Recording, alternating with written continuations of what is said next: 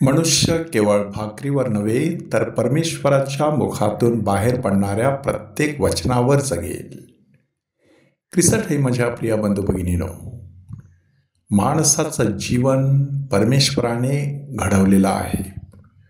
श्रद्धावंतांचं जीवन साक्षात परमेश्वर घडवत असतो. तरी देखील हाडा मांसाचा माणूस एका विशिष्ट अशा चक्रामध्ये सापडलेला असतो. माणसाला शरीर आहे, माणसाला पंचेंद्रिय आहेत, तशीच माणसाला अंतेंद्रिय आहेत. ही जी पंचेंद्रिय आहेत, कान, नाक, डोळे, जीभ, त्वचा, त्याद्वारे माणसाच्या मेंदूपर्यंत सगळी माहिती पुरवली जाते. आणि मग अंतेंद्रिय जी आहेत ती जागृत होतात. मग त्याच्यामध्ये विचारशक्ती, स्मरणशक्ती, कल्पनाशक्ती, इच्छाशक्ती आणि पारक शक्ती ह्या जागृत होत राहतात. ह्या दोन्हींचं मिश्रण म्हणजे माणसाच्या हातून घडणारी कृती.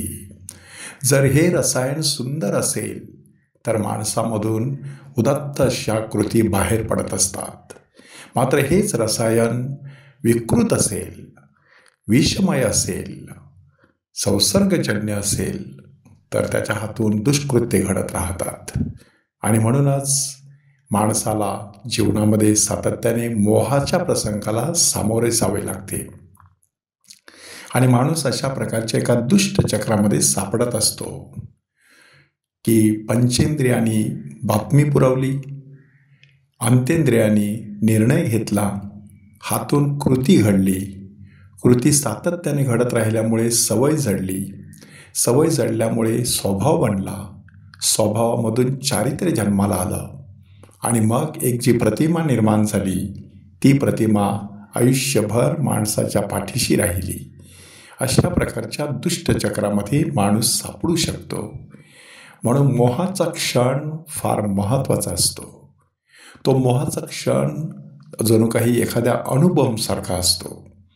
क्षणार्धात होत्याचं नव्हतं करण्याची ताकद त्याच्यामध्ये असते. त्या मोहाच्या क्षणाला सामोरं जाण्यासाठीच सारी आध्यात्मिक साधना करायची असते.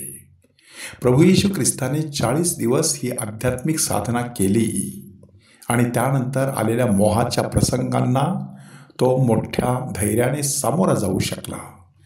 प्रभू येशू ख्रिस्ताला जे 3 वेगवेगळ्या प्रकारचे मोह झाले त्याचं वर्णन आजच्या शुभवर्तमानात आपल्यासमोर सादर करण्यात आलेलं आहे की हे 3 मोह जणू काही प्रातिनिधिक आहे.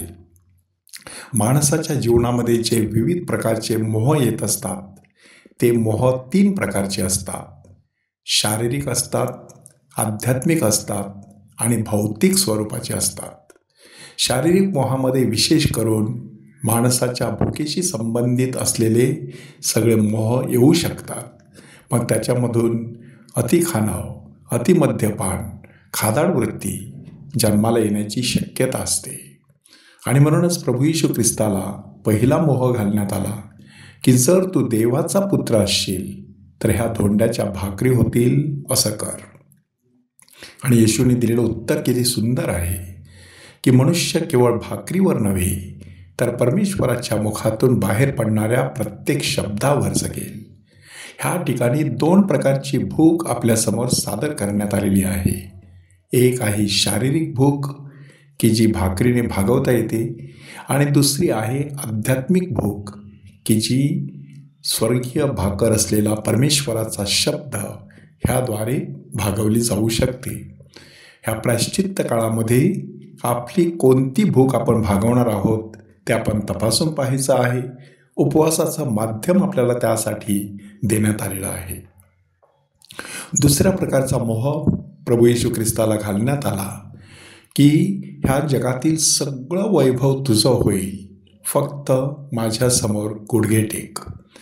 म्हणजे ह्या जगातलं वैभव मिळवण्यासाठी सैतानाची पूजा करायची अशा प्रकारचा मोह प्रभू येशू ख्रिस्ताला घालण्यात आलेला आहे. ह्या मोहामध्ये देखील 2 प्रकारचं स्वामित्व दडलेलं आहे. एक स्वामित्व आहे परमेश्वराचं आणि दुसरं स्वामित्व आहे सैतानाचं. की सैतानाचं स्वामित्व पत्करून माणसाने सारं जग कमावलं आणि जर आपला आत्मा गमावला तर त्याला काय लाभ? म्हणून माणसाने अशा वेळेला देखील ह्या जगातील भौतिक गोष्टींकडे न पाहता पारमार्थिक गोष्टींकडे आपलं लक्ष लावणं गरजेचं आहे. तिसऱ्या प्रकारचा मोह की ह्या उंच कड्यावरून खाली उडी टाक, कारण असा शास्त्रलेख आहे की ते तुला आपल्या हातावरती झेलतील. परमेश्वर आपल्या दिव्य दूतांना आज्ञा करेल आणि तुझ्या पायाला धोंड्याची ठेच लागू नये म्हणून ते तुला आपल्या तळ हातावर झेलून धरतील. सैतानाने बायबलच्या शब्दाचा लावलेला अर्थ स्वतःच्या स्वार्थासाठी होता.